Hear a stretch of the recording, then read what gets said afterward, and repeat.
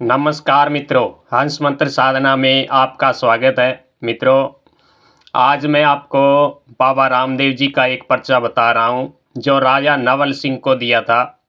राजा नवल सिंह जो है नवलगढ़ के राजा थे। नवलगढ़ जो है हमारे भारत के राजस्थान राज्य के शेखावटी क्षेत्र में झुंझुनू जिले में एक नगर है और नवलगढ़ को हवेलियों का शहर भी कहा जाता है। यहाँ ओपन आर्ट गैलरी भी है और यहाँ 12 सितंबर को बाबा रामदेव जी का मेला लगता है, जहाँ राज परिवार की ओर से मंदिर में एक घोड़ा आता है और घोड़े के साथ एक सफ़ेद रंग की ध्वजा आती है। मंदिर का जो शिखर है वहाँ उस ध्वजा को लगाई जाती है। उसके बाद ही मंदिर में ज्योति प्रकट होती है और उसके बाद मेले की शुरुआत होती है।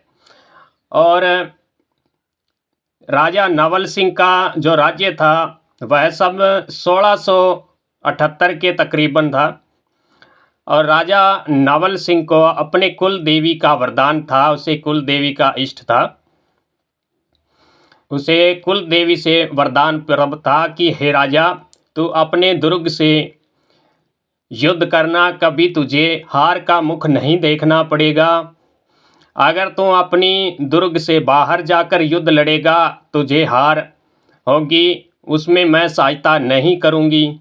अगर तू अपनी दुर्ग से ही लड़ाई लड़ेगा तो कोई तुझे जीत नहीं पाएगा। और राजा नवल सिंह एक हट्टी राजा था। वह किसी की अधीनता भी नहीं मानता था और देश प्रेमी राजा था।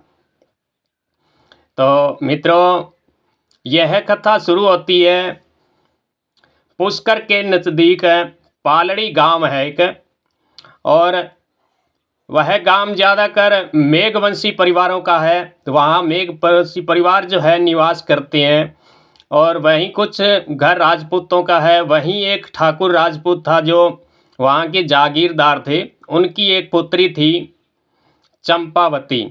चंपावती के शरीर में कोढ़ था। तो मेघवंशी परिवार के सदस्यों ने सबने चंदा करके बाबा रामदेव जी का एक मंदिर बनाया हुआ था गांव के बाहर। और वहीं एक राजू राम नाम का एक बाबा का पुजारी नित्य बाबा के मंदिर में जाकर उनकी धूप बत्ती करता, आराधना करता। अपने घर से गाय के गोबर के उपलों को ले जाकर बाबा को गूगल की धूप दिखाता, उनके भजन करता। वह नित्य प्रति 4 बजे उनका जाना होता।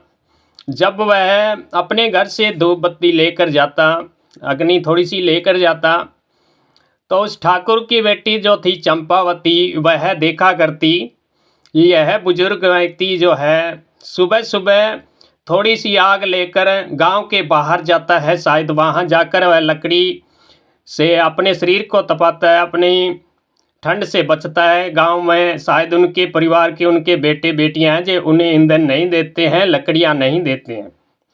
इसी जिज्ञासा से उसने एक दिन पूछ लिया कि बाबा जी, आप ये थोड़ी सी आग लेकर गांव के बाहर किस लिए जाते हो? क्या आपको आपकी बेटे बेटियां हैं जो लकड़ियां नहीं देते हैं जिससे आप सर्दी से बचाव कर सकें, अलाव जगा सकें? तो चंपावती की बात सुनकर राजू राम हंसने लगा और कहने लगा कि मैं तो बाबा रामदेव जी की सेवा करने के लिए जाता हूँ, उनको धूप दिखाने के लिए जाता हूँ नित्य।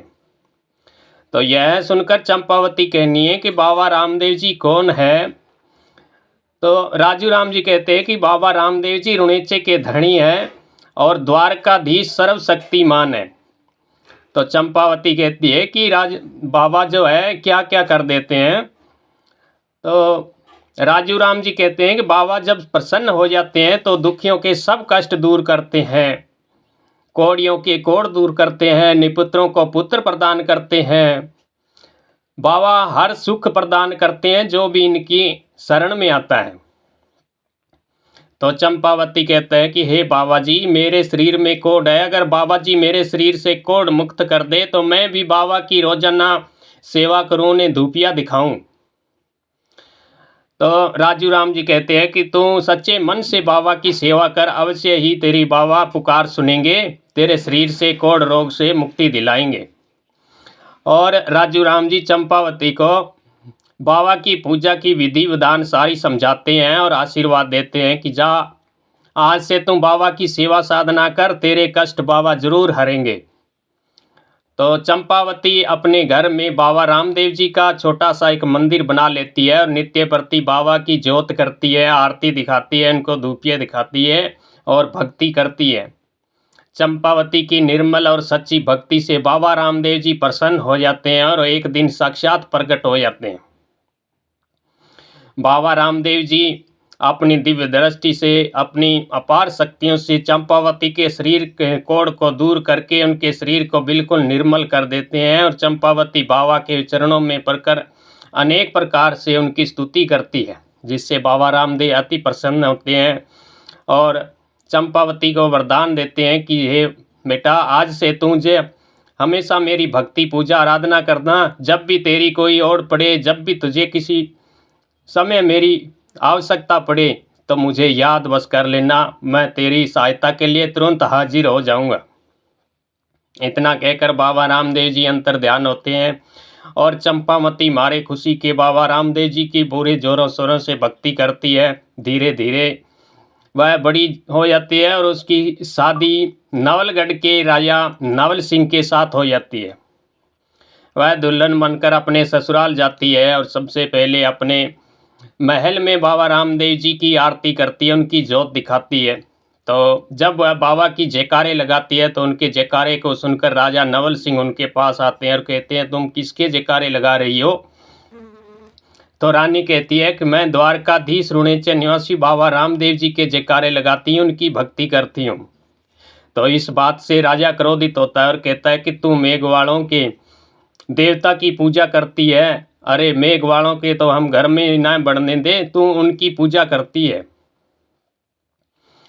आज से तू इनकी पूजा भक्ति बंद कर दे, मैं जो तुम्हें देवी देवता बताऊं उन्हीं की पूजा कर। तू आज से देवी भवानी भैरों की पूजा कर। इतना कहकर राजा बाबा रामदेव जी के जो मंदिर थे, धूपिया थान थे, वह उठाकर गली में फेंक देता है। किंतु रानी बाबा से प्रार्थना करती है कि हे बाबा, मैं तो अपने पति के अधीन हूँ, जो ये कहेंगे वह करना पड़ेगा। किंतु इन्होंने मेरे शरीर पर इनका हक है, किंतु मेरे मन पर इनका कोई हक नहीं है। मैं अपने मन से, सच्चे मन से तुम्हारी हमेशा आराधना करती रहूँगी, हमेशा भक्ति करती रहूँगी। आप मेरे ऊपर हमेशा प्रसन्न बने रहना, मेरे ऊपर हमेशा कृपा बनाए रखना। इधर दिल्ली का बादशाह जो था वह सब राजाओं से कर लेता और सबकी हाजिरी अपने दरबार में लगाया करता था। और नवलगढ़ के नज़दीक जो राज्य थे, वहाँ के राजा लोग सब बादशाह के दरबार में जाते और बादशाह को सलाम ठोकते, वहाँ हाजिरी लगाते। और जब राजा नवल सिंह वह नहीं जाता तो सब वहाँ के राजा थे वे चिढ़ते थे।